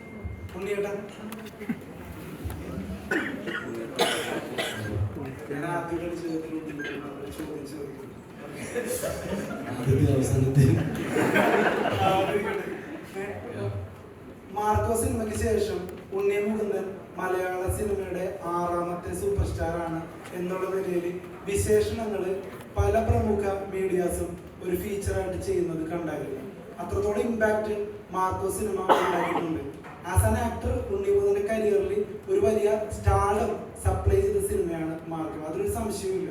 അപ്പോൾ ഉണ്ണിമുകുന്ദൻ സെലക്ട് ചെയ്യാൻ ആഗ്രഹിക്കുന്ന ഇത്തരത്തിലുള്ള ഫാമിലി സബ്ജക്റ്റിലൊക്കെ ആ ഒരു പ്രതീക്ഷാഭാരം ഇനി തൊട്ട് വരില്ലേ? അതൊരു നെഗറ്റീവ് പെർസ്പെക്റ്റീവായിട്ട് സിനിമയെ ബാധിക്കുമെന്ന് തോന്നുന്നുണ്ടോ? ഞാൻ ആക്ച്വലി ഒരു സിനിമയും ഞാൻ ഇങ്ങനെയൊക്കെ ആയിത്തീരും എന്ന് വിചാരിച്ച് ചെയ്യുന്നില്ല. ലൈക്ക് എടുത്തു പറഞ്ഞത് എക്സ് എ ബേബി കഴിഞ്ഞിട്ടാണ് സിനിമ ചെയ്തത്. റിലീസ് നേരത്തെ ആയി പോയെന്നേ ഉള്ളൂ. അതൊരു ടെക്നിക്കൽ റീസണാണ്. നമുക്ക് അങ്ങനെ ആയിപ്പോയി. അതും പ്ലാൻഡല്ല. നെക്സ്റ്റ് 1-2 പടങ്ങൾ ഓൾറെഡി സൈൻ ചെയ്ത് എൻ്റെ ടീമിന് വേണ്ടി വർക്ക് ചെയ്യുമ്പോൾ പെട്ടെന്ന് മാർക്കോ ഇങ്ങനെ ആയി എന്ന് വിചാരിച്ചിട്ട് പ്രത്യേകിച്ച് മാറ്റങ്ങൾ എൻ്റെ ജീവിതത്തിലില്ല, പ്രൊഫഷണൽ തീരുമാനങ്ങളും ഇല്ല. ഞാൻ ട്രൈ ചെയ്യും സിനിമകളുടെ. ഇപ്പോൾ മാർക്കോ പ്രൊഡക്ഷൻ ലെവലിൽ മെയിൻറ്റെയിൻ ചെയ്യുന്ന ക്വാളിറ്റി ഉണ്ട്. ആ പ്രൊഡക്ഷൻ ക്വാളിറ്റി മെയിൻറ്റെയിൻ ചെയ്യാൻ നോക്കും. ബിക്കോസ് അത് ഗെറ്റ്സ് ബേബിയിലുണ്ട്. ഇനി വരാൻ പോകുന്ന സിനിമകൾ അങ്ങനത്തെ ഒരു എക്സ്പെക്ടേഷൻ ഡെഫിനറ്റ്ലി ഉണ്ടാവും. അത് നല്ലൊരു സ്ട്രെസ്സാണ്. അത് ഞാൻ എൻജോയ് ചെയ്യുന്നത്. അടുത്ത സിനിമ ഏതാണ്, ഏത് സിനിമ ചെയ്താലാണ് കുറച്ചും കൂടി നമുക്ക് ഗ്രോത്ത് ഉണ്ടാവുക. ഞാൻ കാരണം ഇപ്പോൾ മലയാള സിനിമയിൽ എന്തെങ്കിലും ഒരു ആഡ് ഓൺ സംഭവിക്കുകയാണെങ്കിൽ നല്ല രീതിയിൽ എനിക്ക് സന്തോഷമേ ഉള്ളൂ. എന്ന് വെച്ച് ഞാൻ ഒരു പാൻ ഇന്ത്യ സിനിമകൾ ചെയ്യുക. ഞാൻ ഒരു സ്ഥലത്ത് പോലും മാർക്കോസ് പാൻ ഇന്ത്യ മൂവി എന്ന് ഞാൻ എൻ്റെ ടീമിൽ പറഞ്ഞിട്ടില്ല. ആ സിനിമ നിരക്കി സഞ്ചരിച്ച സിനിമയാണ്. ആ സിനിമയ്ക്ക് അങ്ങനത്തെ ഒരു ആക്ഷൻ, അങ്ങനത്തെ ഒരു സ്വഭാവമുണ്ട്. പെട്ടെന്ന് ട്രാവൽ ചെയ്യും. Gets A baby is A bigger concept vice കുറച്ചും കൂടി യൂണിവേഴ്സൽ സബ്ജക്റ്റാണ്. പക്ഷേ അതിൻ്റെ പാക്കേജിങ്ങിൽ നമുക്ക് എല്ലാ റീജിയനിൽ എല്ലാ ആൾക്കാർക്കും നമ്മുടെ തമാശകൾ പറഞ്ഞിട്ടോ അല്ലെങ്കിൽ ഈ സബ്ജക്റ്റിന് റീമേക്ക് ആവാൻ സാധ്യത. അപ്പോൾ റീമേക്കൊക്കെ ആയിക്കഴിഞ്ഞാൽ ഗെറ്റ്സ് എ ബേബി എന്നൊരു മലയാളം സിനിമ റീമേക്ക് ചെയ്ത് ഇന്ന സ്ഥലത്ത് പോയി. ബിക്കോസ് ഈ ഗൈനക്കോളജി അല്ലെങ്കിൽ IVF സെറോഗസി ഒക്കെ ഡിസ്കസ് ചെയ്ത ഒരുപാട് സിനിമകളുണ്ട്. നമ്മൾ റിലീസിന് മുന്നേ ഒരുപാട് ഹിന്ദി സിനിമകളുടെ റീമേക്ക് ആണോ ഈ സിനിമ എന്ന് ആൾക്കാർ കമൻറ്റുകൾ ഇടുന്നുണ്ടായിരുന്നു. നമ്മുടെ കോൺഫിഡൻസ് എന്താണെന്ന് വെച്ചാൽ അതുപോലെ ആവാനേ പാടില്ല എന്ന് നമ്മൾ തീരുമാനിച്ചിട്ടുണ്ടായിരുന്നു. ഇതുപോലെ ആവില്ല. അപ്പോൾ ഈ സിനിമ ഈ സ്റ്റൈലിൽ വേറെ എവിടെയും വന്നിട്ടില്ല. അപ്പോൾ ഒരു റീമേക്കിന് സാധ്യത ഈ സിനിമയ്ക്കുണ്ട്. ഇപ്പോഴും ബെസ്റ്റ് പാർട്ട് ഇസ് ദാറ്റ് എൻ്റെ ഈ പടത്തിൻ്റെ Hindi version, Telugu version enquiries വരുന്നുണ്ട്. അപ്പോൾ ആസ് എ പ്രൊഡ്യൂസർ സജീവ് ഇപ്പോൾ ഈ മീറ്റിംഗ് കംപ്ലീറ്റ് ചെയ്തിട്ട് ആ മീറ്റിംഗിൽ അപ്പോൾ നമ്മുടെ സന്തോഷം എന്ന് വെച്ചാൽ സിനിമയുടെ പ്രൊഡക്ഷൻ വാല്യൂ അല്ല ഈ സിനിമയുടെ വലിപ്പം. എപ്പോഴും ഐഡിയ ആണ് വലുതെന്ന് വിശ്വസിക്കുന്ന ആളാണ് ഞാൻ. ചിലപ്പോൾ എക്സിക്യൂട്ട് ചെയ്യാൻ ഇപ്പോൾ മാർക്കോ പോലെ നമുക്ക് അത്രയും പൈസ ഇതിന് വേണ്ടിയൊന്നുമില്ല. പക്ഷേ ഈ സബ്ജക്റ്റിന് വേണ്ടിയൊന്ന് ഒരു നല്ല തുകയുണ്ട്. അത് ജെന്യുവൻലി സബ്ജക്റ്റിൻ്റെ എൻഹാൻസ്മെൻറ്റിന് വേണ്ടിയിട്ട് നമുക്ക് സ്പെൻഡ് ചെയ്യാൻ പറ്റിയതിൽ വലിയ സന്തോഷമുണ്ട്. അതിൽ ഞാൻ സജീവനും കിങ്സിനും എന്ന് പറഞ്ഞ പ്രൊഡക്ഷൻ സപ്പോർട്ടും വേറെ പ്രൊഡ്യൂസറുണ്ട്, അവരെല്ലാവർക്കും നന്ദി പറയുന്നത്. ബിക്കോസ് ഒരു സിനിമ ഇപ്പോൾ പറഞ്ഞ ഹോസ്പിറ്റലിലാണ് ഷൂട്ട് ചെയ്തത്. പറഞ്ഞ ഹോസ്പിറ്റൽ അങ്ങനെ കാണിച്ചു കഴിഞ്ഞാൽ ചിലപ്പോൾ ഭയങ്കര ഗ്ലൂമിയായി. ഞാനും ഭയങ്കര കംഫർട്ടബിൾ ആയിരുന്നില്ല. ഭയങ്കര കളർഫുൾ ഷൂട്ടൊക്കെ ഇടും. സത്യം എന്നോട് അങ്ങനെ ഇടിപ്പിച്ചതാണ്. ഇങ്ങനെ കുറച്ച് രസമായിട്ട് വരുന്നത്. സോ അത് സജീവിൻ്റെയും വിനയുടെയും കൂടി എഫേർട്ട് ഉണ്ടായിരുന്നു. ഞാനും കൺവിൻസ്ഡ് ആയി. Okay fine. സോ സിനിമകൾ ഇനി അങ്ങോട്ട് ഭാരമായിട്ട് വരാൻ പാടില്ല. എൻ്റെ കയ്യിലുള്ള സബ്ജക്റ്റുകൾ താങ്ക് ഗോഡ് അത് കുറച്ചും കൂടി ഒരു യൂണിവേഴ്സൽ ഐഡിയാസാണ് എല്ലാം ഉള്ളത്. ഇങ്ങനെ കൊച്ചു സിനിമ എന്ന് എനിക്ക് പറയാനേ തോന്നുന്നില്ല. ഫസ്റ്റ് ലുക്ക് പോസ്റ്റർ വീൽ ചെയറിലിരിക്കുന്ന ഒരു സാധാരണ വ്യക്തിനെ ഭയങ്കര പവർഫുള്ളായിട്ട് കാണിച്ചത് എന്നെ സംബന്ധിച്ച് ഭയങ്കര മാസ് മൂവിയായിട്ട് ഞാൻ ജയഗണേഷിനെ സമീപിച്ചത്. അതിൽ ആകെ ഒരു ഹൈ പോയിന്റ് എന്ന് വെച്ചാൽ ഏറ്റവും അവസാനം എണീറ്റ് നിൽക്കുന്നത്. ആ തോട്ടിന് ഭയങ്കര റെലവൻസ് ഉണ്ട്. നിങ്ങൾ വേറെ രീതിയിൽ ചിന്തിച്ചാൽ വരും. ആസ് എ പ്രൊഡ്യൂസർ എനിക്കൊരു ഓപ്ഷൻ ഉണ്ടായിരുന്നു. സജീവ് എന്നോട് ചോദിച്ചിട്ടുണ്ട് ആവേശം എന്ന സിനിമയോടൊപ്പം റിലീസ് ചെയ്യണം. എനിക്ക് മനസ്സിലായി യെസ് യൂത്ത് എല്ലാവരും ആവേശം എന്ന സിനിമയ്ക്ക് വേണ്ടിയിട്ടാണ് കാത്തിരിക്കുന്നത്. പക്ഷെ ഞാൻ ആ സിനിമ എടുത്തത് ഒരു ഇൻക്ലൂസീവ്നെസ് എന്നൊരു ഐഡിയ തന്നെ. നമ്മൾ പലപ്പോഴും പറയാറുണ്ട് എല്ലാവരും ഒരുമിച്ച് കൊണ്ടുവന്നു. പക്ഷെ അങ്ങനെ ഒരു കഥാപാത്രത്തെക്കുറിച്ച് സിനിമ ചെയ്തിട്ട് വലിയൊരു സിനിമ വരുമ്പോൾ കുഞ്ഞുപടം റിലീസ് മാറ്റിയാൽ നന്നായിരിക്കും സാമ്പത്തികമായിട്ട് എന്ന് ഒരു തോന്നലുണ്ടായിരുന്നു. അത് തോട്ട് വലുതാണെന്നാണ് ഞാൻ എപ്പോഴും വിചാരിച്ചത്. That's why the movie was released. ഞാൻ എപ്പോഴും പറയുന്നത് എന്നെ സംബന്ധിച്ച് as an actor also producer also ഞാൻ പൈസ മുടക്കുന്നത് ആശയത്തിലേക്കാണ്. ഒരു എന്താ പറയുക ലോജിസ്റ്റിക്സ് നോക്കിയിട്ടല്ല. അതുകൊണ്ട് മാർക്കോ എന്ന സിനിമയ്ക്ക് ചിലപ്പോൾ നമുക്ക് ഷരീഫ് എന്ന എൻ്റെ സുഹൃത്ത് ഇതിൽ പ്രൊഡക്ഷനിലേക്ക് എൻ്റെ കൂടെ വന്നപ്പോൾ ഷരീഫിന് കൃത്യമായിട്ട് മനസ്സിലായി ഈ സിനിമ ഈ രീതിയിൽ എടുത്താൽ നിങ്ങളിപ്പോൾ പറയുന്ന അപ്രിസിയേഷൻ നമുക്ക് കിട്ടുള്ളൂ. അതൊരു വലിയ റിസ്ക് ആയിരുന്നു. പക്ഷേ മൂവി ബിസിനസ് റിസ്കി ആണെന്ന് നിങ്ങൾ എല്ലാവരും മനസ്സിലാക്കണം. ഇതിൽ പ്രൊഡക്ഷനിൽ വരുന്ന എല്ലാവരും സജീവനും കൃത്യമായിട്ട് അറിയാം it's A risky business, Gamble business. ഇതിൽ ഒരാളും ആരോടും മുടക്കിയ പൈസ ഓൺ ദ ടേബിൾ കിട്ടുമെന്ന് വാഗ്ദാനം പറയാൻ പാടില്ല. അങ്ങനെ പറഞ്ഞിട്ടുണ്ടെങ്കിൽ അത് ഫ്രോഡ് കേസാണ്. അങ്ങനെ പറഞ്ഞ് സിനിമകൾ ചെയ്തിട്ടുണ്ടെങ്കിൽ അത് അവരുടെ പൂവർ അണ്ടർസ്റ്റാൻഡിങ് ഓഫ് ദ ബിസിനസ്സാണ്. സിനിമ എന്നെ സംബന്ധിച്ച് ഭയങ്കര ബിസിനസ് മോഡലിൽ നിൽക്കുന്ന സമയത്ത് എന്നിലെ പ്രൊഡ്യൂസർ എന്നിലെ നടനെ ഉപദ്രവിക്കാതെ കാര്യങ്ങൾ ചെയ്ത് പോകുന്നുണ്ട്. എനിക്ക് നല്ല സിനിമകളും ചെയ്യാൻ പറ്റുന്നുണ്ട്. കുഴപ്പമില്ലാത്ത രീതിയിൽ പ്രോഫിറ്റ് കഴിഞ്ഞ പടത്തിൽ ഭയങ്കര പ്രോഫിറ്റ് ഉണ്ടായിട്ടുണ്ട്. ഈ പടത്തിൽ ഞാൻ പ്രോഫിറ്റ് ഉണ്ടാക്കും, എൻ്റെ സുഹൃത്തും ഉണ്ടാക്കും. ഞാൻ പറഞ്ഞത് അതിൽ ഡെഡിക്കേറ്റഡ് ആയിട്ട് കുറച്ച് സമയം അണ്ടർസ്റ്റാൻഡിങ് ഓഫ് ദ ക്രാഫ്റ്റ്. ഇത് സിനിമ ഭയങ്കര മഹത്തായ കാര്യമാണെന്ന് പറയുന്ന സമയത്ത് ഇതൊരു ബിസിനസ്സാണെന്ന് മറക്കാതെ ഇതിൽ ഒരുപാട് പേര് ഒരുപാട് കാര്യങ്ങളും നമ്പേഴ്സ് കേട്ടിട്ട് സജീവിന് തന്നെ ഒരുപാട് ഇനീഷ്യൽ ഡേയ്സിലൊക്കെ ആൾക്കാർ വരുന്നു പേടിച്ച് പോകുന്നു, അനാവശ്യമായിട്ട് ചോദ്യങ്ങൾക്ക് നമ്മൾ ഉത്തരം കൊടുക്കുന്നു.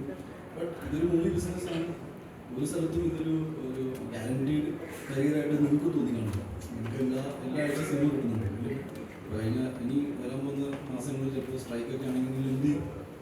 സോ എന്നെ സംബന്ധിച്ച് സ്ട്രൈക്ക് ഒക്കെ പറയുന്നത് ഭയങ്കര waste space in any industry. പ്രശ്നങ്ങളുടെ പരിഹാരങ്ങൾ കണ്ടെത്തുക. അല്ലെങ്കിൽ ഇൻഡസ്ട്രി ഡെഡാക്കിയിട്ടുള്ള ഒരു കാര്യത്തിനും നമ്മുടെ സപ്പോർട്ട് ഉണ്ടാവില്ല. എന്ന് വെച്ചാൽ ഞാൻ ആകെ എൻ്റെ വീട്ടിൽ എൻ്റെ അച്ഛനമ്മേനെ നോക്കുന്നത് ഈ ജോലി ചെയ്തിട്ടാണ്. അതില്ല എന്ന് പറഞ്ഞാൽ ഞാൻ എന്ത് ചെയ്യും? ആൻഡ് ഐ ഫീൽ അങ്ങനത്തെ ഒരു പ്രവണത ലൈക്ക് ഒരു ഇൻഡസ്ട്രിയും കേരളത്തിൽ എവിടെയും ഉണ്ടാകാൻ പാടില്ല. സ്ട്രൈക്ക് എന്ന് പറയുന്നത് ഒരു കാലത്ത് ഇൻട്രസ്റ്റിംഗ് മോഡലായിരുന്നു. These days it is not fair also. Because നമുക്ക് എന്തോ പ്രശ്നം എന്ന് പറഞ്ഞിട്ട് വേറെ ആരും വർക്ക് ചെയ്യാൻ പാടില്ല എന്ന് പറയുന്നത് ശരിയല്ല. ബിക്കോസ് ഈ ഒരു സിനിമ ചെയ്യുമ്പോൾ എത്രയോ കുടുംബങ്ങൾ ഇതിൽ ജീവിച്ചു പോകുന്നുണ്ട്. അതും താരങ്ങളുടെ അവിടെ ഇരിക്കട്ടെ, അത് what ever it is. Daily wages batta മേടിച്ച് ജീവിക്കുന്ന ഒരുപാട് വലിയ കമ്മ്യൂണിറ്റി. ഒരു പടം ചെയ്യുമ്പോൾ എൻ്റെ ലൊക്കേഷനിൽ മാർക്കൂലി വന്ന പീക്ക് ഓഫ് ദ ഷൂട്ട് 342 ആൾക്കാരുണ്ടായിരുന്നു വൺ ഡേ. ജൂനിയർ ആർട്ടിസ്റ്റും എല്ലാവരും അവരെ എൻ്റെ സിനിമ വിജയിക്കുന്നത് പ്രാർത്ഥിച്ചിട്ടുണ്ട് മാർക്ക്. ഇപ്പോൾ നമ്മൾ ഓരോ ദിവസം നോക്കുമ്പോൾ ടെൻഷൻ അടിച്ച് ബഡ്ജറ്റ് കൂടുന്നതിന് ടെൻഷൻ ഉണ്ട്, ഇല്ലയെന്ന് പറയുന്നില്ല. സർട്ടിഫൈഡ് ആണ് എന്ത് പറയുമ്പോൾ സ്ട്രെസ്സായി. ഈ സിനിമയെ സംബന്ധിച്ച് ഓരോ ദിവസം ഇങ്ങനെ ചെറിയ മാറ്റങ്ങൾ വരുമ്പോൾ നമ്മുടെ കൂടെ വർക്ക് ചെയ്യുന്ന ആൾക്കാർക്കൊക്കെ ഈ സിനിമ ഇങ്ങനത്തെ ഓരോ സിനിമകൾ തുടങ്ങുമ്പോഴേ സ്പെഷ്യലി ആർട്ട് ഡിപ്പാർട്ട്മെൻറ്റ്, അതുപോലെ തന്നെ ഡ്രൈവേഴ്സ് ഡിപ്പാർട്ട്മെൻറ്റ്, ഇവർക്കൊക്കെ സ്ട്രെസ്സാണ്. അത് കംപ്ലീറ്റ്ലി ഇല്ല അങ്ങനെയൊക്കെ പറഞ്ഞ കാര്യങ്ങൾ ചെയ്യുന്നതിൽ എനിക്ക് യോജിപ്പുണ്ട്. അത് എൻ്റെ പേഴ്സണൽ അഭിപ്രായമാണ്. ഹാവിങ് സെഡ് ദാറ്റ്, സിനിമകൾ വന്നുകൊണ്ടിരിക്കണം, നല്ല സിനിമകൾ തന്നെ വരണം. അതിന് വേണ്ടിയിട്ടുള്ള പൈസ വേണ്ടിയൊന്നും മുടക്കണം. അത് വ്യക്തിപരമായിട്ടുള്ള തീരുമാനങ്ങൾ അതൊക്കെ. ഇപ്പോൾ സജീവിനെ ഗൺ പോയിന്റിൽ വെച്ചിട്ടല്ല പൈസ ഇൻവെസ്റ്റ് ചെയ്യിപ്പിച്ചത്. ഒരു മെച്ചുവേർഡ് വ്യക്തിയുടെ മെച്ചുവേർഡ് തീരുമാനമുണ്ട്. പിന്നെ ഈ ഇൻഡസ്ട്രിയുടെ സ്വഭാവം ഇങ്ങനെ ആയതുകൊണ്ട് ചിലപ്പോൾ നഷ്ടങ്ങൾ സഹിക്കേണ്ടി വരും. അപ്പം അതിന് റെഡിയായിട്ട് വരണം എന്നാണ്. ഈ ആരെങ്കിലും നിങ്ങളോട് പറയുന്നത് 100 രൂപ മുടക്കാൻ 100 രൂപ തിരിച്ചു കിട്ടുമെന്ന് പറഞ്ഞാൽ അതൊക്കെ ഒരു റോങ്ങാണ്. 20 rupees is always A risk. But നിങ്ങളുടെ ലൈഫിൽ ഏത് കാര്യമാണ് നിങ്ങൾക്ക് റിസ്ക് ഇല്ലാതെ കിട്ടിയേക്കുന്നതെന്ന് ആലോചിക്കും. പഠിച്ചപ്പോൾ ഫെയിൽ ആവുന്ന റിസ്ക് ഉണ്ടായിരുന്നു, ജോലിക്ക് പോകുമ്പോൾ പെർഫോമൻസിൻ്റെ റിസ്ക് ഉണ്ടായിരുന്നു. Go anywhere in the top section, business ലെവലിലാണെങ്കിലും ഏത് സ്ഥലത്താണെങ്കിലും ആ റിസ്ക് ഫാക്ടർ ഉണ്ട്. It's a choice. റിസ്ക് എടുത്താലേ ലൈഫിൽ മുന്നോട്ട് പോകാൻ പറ്റുള്ളൂ. അതാണ് അതിൻ്റെ ഒരു പ്രശ്നമായ കാര്യം. ഈ എഡിറ്റർ ഷമീർ മുഹമ്മദിന്റെ ഇന്റർവ്യൂ എന്ന ടൈമില് അദ്ദേഹം പറയാനുണ്ടായി, ഉണ്ണിയുടെ 2015 മുതലുള്ള ഒരു സ്വപ്നമായിരുന്നു ഒരു ഫുൾ പാക്ഡ് ആയിട്ടുള്ള ഒരു ആക്ഷൻ ചിത്രം. അത് മാർക്കോയിൽ വന്ന് സംഭവിക്കുകയും അത് പാനലിലേക്ക് ശ്രദ്ധിക്കപ്പെടുകയും ചെയ്യുന്ന സാഹചര്യത്തിലാണ് നമ്മളിപ്പോൾ സംസാരിച്ചുകൊണ്ടിരിക്കുന്നത്. പിന്നീട് നടത്തിയെന്ന് വെച്ചാൽ അത്തരത്തിലുള്ള സിനിമാ സ്വപ്നങ്ങൾ ഇനിയും ഉണ്ടോ? ഡെയിലി സ്വപ്നങ്ങളുണ്ട് ബ്രോ. എന്ന് വെച്ചാൽ സ്വപ്നങ്ങളില്ലെങ്കിൽ സിനിമാക്കാരില്ല എന്നാണ് ഞാൻ വിശ്വസിക്കുന്നത്. ഓരോ സ്വപ്നങ്ങൾ കാണുമ്പോഴാണ് ഓരോ സിനിമ സംഭവിക്കുന്നത്. ഐ തിങ്ക് വിനയ്ക്ക് ഒരുപാട് സ്വപ്നങ്ങളുണ്ട്, നിഖിലേക്കും എനിക്കും സജീവനുണ്ട്, അത് നിങ്ങൾക്ക് എല്ലാവർക്കും. ഷമീലൊക്കെ വളരെ അടുത്ത സുഹൃത്താണ്. എൻ്റെ സിനിമാ സ്വപ്നങ്ങളെ ഏറെക്കുറെ അറിയാം. അതിലേക്കൊക്കെ നമുക്ക് എത്തിപ്പെടാൻ പറ്റുന്ന വലിയ കാര്യം. ഇനി താരം എന്ന് പറയുന്ന ചിത്രം ബേസിക്കലി ഇപ്പൊ നിലവില് പോയിട്ട് ആണ് താരത്തിന്റെ ഞാൻ കുറെ ഇന്റർവ്യൂവിൽ പറഞ്ഞില്ല. ഇത് ഈ പറഞ്ഞ നമുക്കതില് അത് കുറെ കോമ്പിനേഷൻ സാധനങ്ങൾ ഒന്നിച്ച് വരുന്നു. Technicians, artist, location permission, climate, ഇതൊക്കെ ഒന്നിച്ച് വന്നാൽ ഡെഫിനറ്റ്ലി സംഭവിക്കും. ഇപ്പം അതില് എന്താണ് ഇതിന്റെ ഒരു ഫിറ്റ്നസുമായി ബന്ധപ്പെട്ട ഒരു സംഗതിയാണ് ആ ചിത്രം. അത് ഫിറ്റ്നസ് ബന്ധപ്പെട്ടില്ല. ഞാൻ പറഞ്ഞു ഇത്രയും സാധനങ്ങൾ ഒരുമിച്ച് വന്ന് പെടുന്ന ഒരു അവസ്ഥയിൽ നടക്കും. അപ്പൊ ഇതിന് മുന്നേ നമ്മളൊക്കെ ശ്രമിച്ചിട്ട് അദ്ദേഹത്തിന്റെ പ്രീവിയസ് കമ്മിറ്റ്മെന്റ്സ് കാരണം അദ്ദേഹത്തിന് നമുക്ക് വേണ്ടുന്ന ഫിസിക്കൽ അപ്പിയറൻസിലേക്ക് എത്താൻ പറ്റിയില്ല. അപ്പൊ അത് നമ്മൾ കൂട്ടായി എടുത്തൊരു തീരുമാനമാണ്. അങ്ങനെ ഒരു സാഹചര്യത്തിലായിരുന്നല്ലോ ഒരു ജസ്റ്റ് ഒരു കരക്കമ്പി ഉണ്ടായിരുന്നു. അപ്പം ആ സാഹചര്യത്തിൽ അത് നമ്മൾ തന്നെ പറഞ്ഞു. ഞാനും ഇവരും പല ഇന്റർവ്യൂകളിലും പറഞ്ഞില്ല, ഞാൻ മാത്രമല്ല ഇവരും ഞാനും പല ഇന്റർവ്യൂവിലും പറഞ്ഞിട്ടുണ്ട്. അതൊരു വലിയ എന്റർടൈനർ പടമാണ്. പാട്ട്, ഡാൻസ്, അങ്ങനെ ആഘോഷമായിട്ട് ഇവനെ കൊണ്ട് ഫ്ലെക്സിബിൾ ആയ നിവിൻ പോളി കൊണ്ട് ഒരു നോ ലിമിറ്റ്സ് നിവിൻ പോളി ഉണ്ടെങ്കിൽ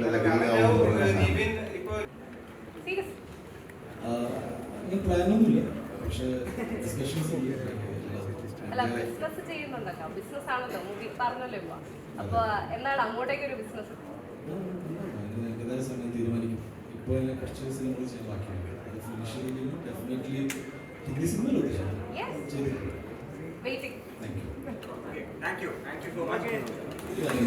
നിങ്ങളെല്ലാവരും ഇതുവരെ വന്നു ചോദ്യം ചോദിച്ചു, ഉത്തരങ്ങൾ ഞങ്ങൾ പറഞ്ഞു പറ്റുന്ന കാര്യം. നിങ്ങളെല്ലാവരും ഗെറ്റ്സ് ഇറ്റ് ബേബി എന്ന സിനിമ ഒന്ന് പോയി കാണണം. കണ്ടിട്ട് ഷെയർ യുവർ ഫീഡ്ബാക്ക്. ബിക്കോസ് ഈ പ്രസ് മീറ്റിൻ്റെ പ്രധാനപ്പെട്ട ഉദ്ദേശം തന്നെയായിരുന്നു ഈ സിനിമ എന്താണ് ഫാമിലീസിലേക്ക് എത്തിക്കാൻ നിങ്ങളുടെ സപ്പോർട്ട് വേണമെന്നാണ് നമ്മൾ വിചാരിച്ചത്. അപ്പോൾ അത് ഈ മെസ്സേജ് ഒന്ന് കൃത്യമായിട്ട് എത്തിക്കും. ആൻഡ് നിങ്ങളുടെ ഫീഡ്ബാക്കുകൾ അറിയിക്കാം. യു വാച്ച് വിത്ത് ഫാമിലി ഉണ്ട്. നിങ്ങളുടെ അഭിപ്രായമല്ല, നിങ്ങളുടെ കുട്ടികളുടെ അത് yes. Thank you so much. One more thing, നമുക്ക് 7 o'clock സ്പെഷ്യൽ ഷോ ഉണ്ട് PVR ഓട്ടോമാണ്. So you all invited. അപ്പോൾ വരിക, സിനിമയാണ് ആർട്ടിസ്റ്റ് ഒക്കെ നമ്മൾ. Please. Thank you. Thank U.